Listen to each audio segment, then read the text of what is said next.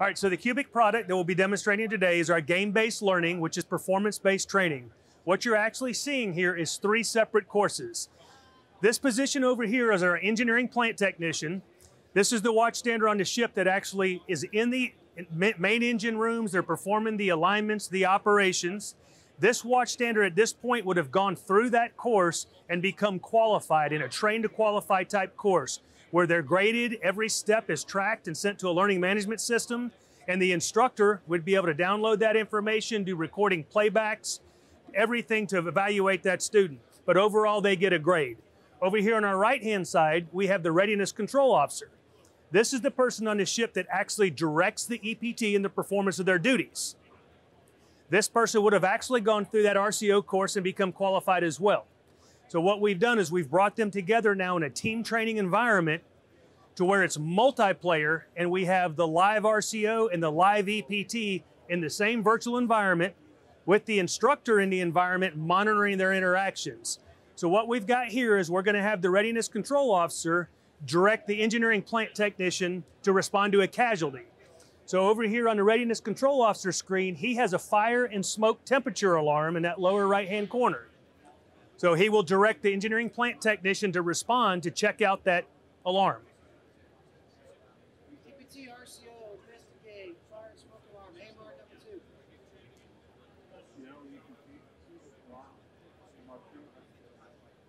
And as you can see, the whole time the instructor's monitoring the players in the environment.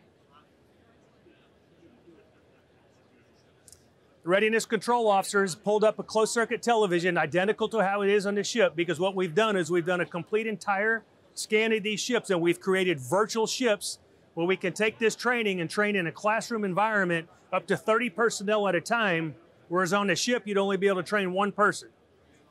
So it's a safe, controlled environment delivering continuous training that has been verified for accuracy, and every student gets the same training at the same time.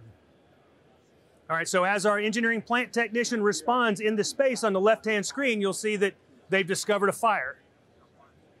So the engineering plant technician will now report to the readiness control officer that he has a fire in the space.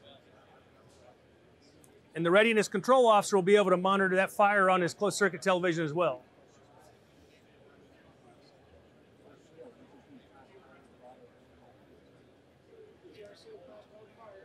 So our engineering plant technician has reported the fire, and now what's going to happen is our readiness control officer is going to pull up his damage control screen where he has options to try to control that fire.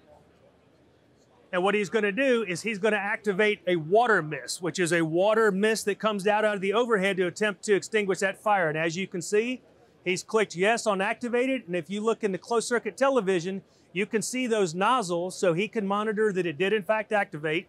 And over here in the space, the engineering plant technician on the left-hand screen also sees that water mist. So what we've effectively done is we've taken 2 players in the same virtual environment and had them work together as a team to combat a fire aboard a ship. All done in the safe confines of a classroom, not have to worry about damaged equipment, injuring personnel, and we can train as many people at one time. It's all about hardware limitations, and that's it. Big a classroom and computers, we can train multiple people. So the way we develop this courseware is we use cross-functional teams. As a matter of fact, what you're seeing here, you're seeing a sample of it.